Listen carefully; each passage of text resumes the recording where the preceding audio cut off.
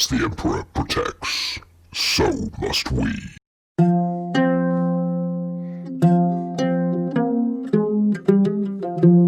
Hello there guys, and welcome back to another video from froglanestudio. So in today's video we're going to be looking at how to go about making this custom base.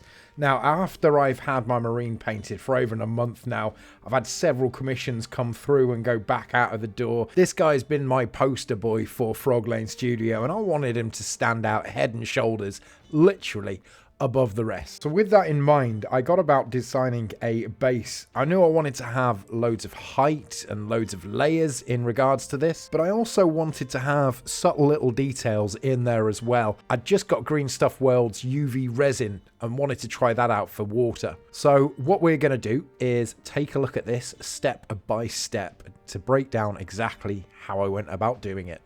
I'll be honest with you, I did not have a plan when I was coming into this. I was winging it. I knew I wanted water effect, so the first thing I was going to do was to remove part of the base itself. I'm using plasticard here as an anchor point underneath the base to make it waterproof. Here you can see me just marking out roughly where I want the water effect to be going. I don't want it over the entire base, but at the same time I don't want it so small that you can't see it. Using both the scalpel blade and a pair of pliers, we're going to remove all of the excess plastic that we don't want there, so we have a sunken base to work from. Once we've got the rough hole cut, we can now go back in and excise out the excess plastic. We're looking to really get a nice crisp edge on the outside. Obviously this is going to be a one-shot deal, so it's well worth taking your time on this just to make sure that you get it perfect. With the hole cut out for the water, it's now time to get the base onto the plasticard so that we have a nice waterproof area for the water effect to go into. I'm just going to use a bit of sandpaper here to rough it up so that the glue has a nice adherent surface. I decided to use Gorilla Glue on this because I wanted a really strong, tight, waterproof bond. After testing the model out, I realized that actually it was going to be easier, far easier, just to apply plasticard around the entire base so the whole thing was sealed in and waterproof. Once we got the Gorilla Glue onto the base and the base secured onto the plasticard, you're then going to need to go in with a damp sponge and just wipe away the excess of the Gorilla Glue. Or any of the glue that you're using. The outside of that base is going to be the final model, so we really want the finish on this to be as crisp as possible. So we're going to weight this base down. We need to make sure that there's a lot of pressure on the base and the plasticard to get a secure grip on there.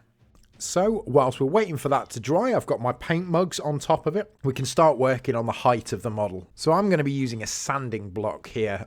You can get these from most hardware stores, but I find it's the easiest and cheapest way to get hold of really thick blocks of cork. I'm going to use a junior hacksaw here because although the height is right, I want to have layers within that corking block itself, within the base. So don't worry about all the excess bits and mess. Those are going to come in super useful a little bit later on.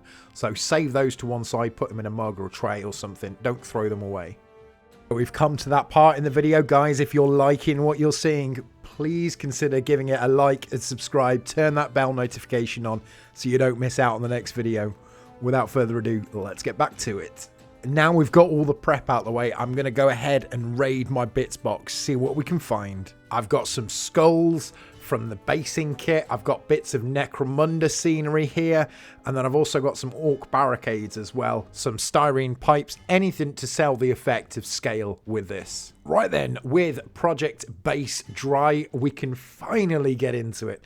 So I'm just going to clear off all the excess of that Gorilla Glue here, make sure that the base is nice and crisp and clean underneath that, and then we're going to start work. So all we're going to do is just score around the outside of the base, and then from here we can just break that plasticard off. Once that glue's dry, we can score around the outside of the base, cut it out, and then from here just go in and tidy up all of those loose edges that we've got. And then with a sanding block, just smooth out all of the edges so we've got a nice, clean, crisp finish. Now, with all the prep out of the way, we can start building this base up. You remember I said when we were cutting the sanding block in half to save your cork? This is why. That cork is a perfect scale for rocks and scatter. So I'm just adding a little bit of beach salt here into my Star Wars mug. We're going to give that a bit mix up, and it's going to create the perfect size and scale for the earth and dirt and rocks that we're going to need. I'm a big fan of using super glue, but for a safety announcement, I just want to say, make sure that you're always using this in a well-ventilated area. There we go. That'll satisfy the YouTube gods. With that in mind, squirt as much of this as you can onto the base. We're going to be getting through an entire 50 milligram tub of super glue.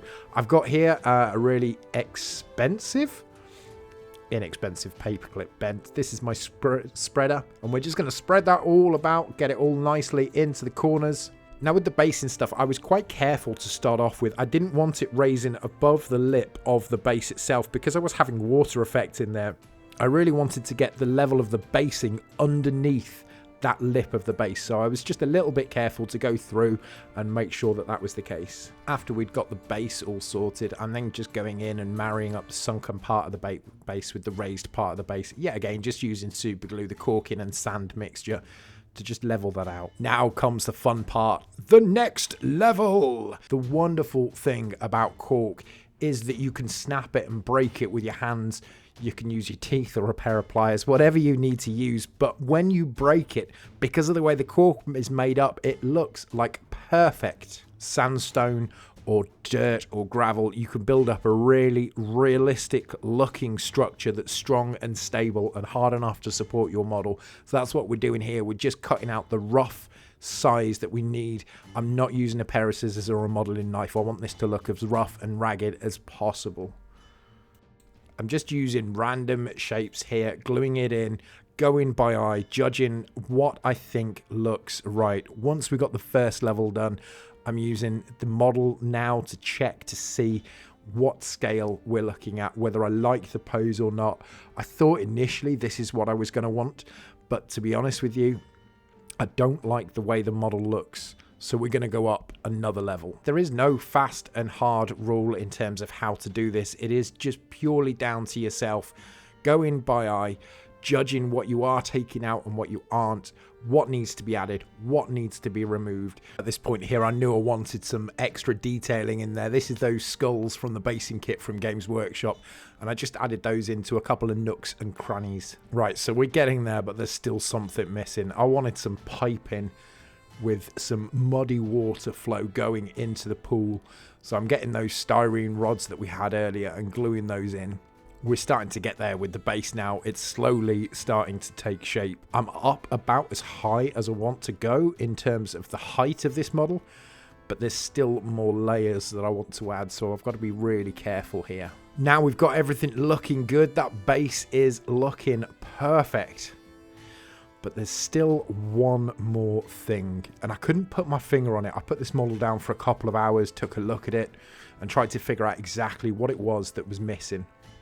Now this is the final layer, and I couldn't decide whether I wanted earth on top or some industrial structures, so I just played about with the pieces that I had to hand. First off, some of these ammo crates, and eventually I settled upon these Necromunda bulkheads. Now these are going to be absolutely perfect for what we're looking for. I'm wanting kind of like industrial tiles for the marine to sit upon. These are actually fully painted. These are from my actual Necromunda scenery, but everything is for the cause. So out came the snips, and we snipped off the little stands that they sit on. We're going to come back out with the super glue and lather the top of this. The more super glue, the better on this, to be honest with you. At this moment in time, it doesn't need to be neat. It just needs to hold and stay fast. Cork is great for absorbing this stuff, but it does absorb it, so you need quite a bit of super glue. Once I was happy with how it looked, it's then time to go back in with more sand and more super glue. I want these things to look as if they've been sitting on top of these rocks for years and years, decades, maybe even centuries. Now I know it looks random in terms of how I'm doing this, but I'm taking my time. After each time that I've applied the super glue and sand, I'm then taking a good look at the model to decipher whether it's just enough or whether I'm going to need to add some more. Once it is enough, I'm then going to leave it and move on to another section. And then I took a look at the model and realized all of those square bits were a little bit too square.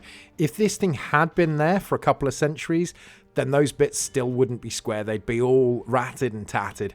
So I went back in with the clippers and started destroying these pieces. I'm going in with the clippers and I'm gouging out parts. I'm removing those bits and I'm trying to make it look as random as possible. And okay, there. I think I'm going to leave it there. Maybe a couple bit more? Yeah, okay, I'm definitely going to leave it just here. Time for a quick test fit then, and then we are all good to go. Except I've just noticed those pipes are still too clean. Right, let's go ahead and change that then. So we're going to go in with the snips and just cut these pipes away, making it as jagged as possible. I just need them torn and broken. Once we've got that done, it is definitely the end of this model. I'm not touching it anymore. So there we go then, guys. This is the base finished off and prepped and ready for painting. I'm going to be releasing the second video on how I went about painting this, but I didn't want the videos to be too long, so it's split up into 2 parts. If you have enjoyed the video, don't forget, like, subscribe, turn on that bell notification so you don't miss out on the second video. I am still taking commissions. I've got 2 slots available in December. So if you guys do want a piece doing by me, drop me an email on the link just down below and you can get your piece booked in for Christmas. I'd just like to mention the channel does have a Patreon page. So if you have liked or learnt anything, then all support is greatly appreciated. And the Patreon community allows me to continue to make these videos and tutorials for you guys. If you do want to help support me, then the link is just down below. Thank you so much to all of my current Patreons. I couldn't do this without you. Guys, thank you to you as well for watching. Make sure you tune in for the next video where we're going to be painting this beast of a base. Guys, thank you so much for watching. Take care, and may you always be rolling 6s.